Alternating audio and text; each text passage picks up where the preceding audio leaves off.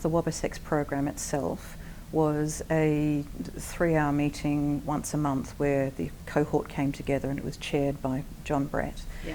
And in each of those meetings we had a case study that we needed to look at.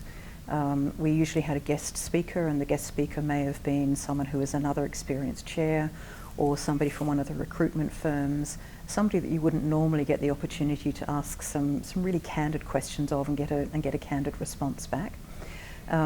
John himself, as the chair, also did one-on-one mentoring with each of the syndicate group, and that was really useful. So I sat with him and we pulled my CV apart, we put it back together again, and through the course of that, one of the things that he really helped me with was understand what was the value proposition that I bring to a board, why is that different to the value proposition that I might have taken into an executive role, and how to position that really well so that I got my, you might call it an elevator pitch, but I got the short story about myself right.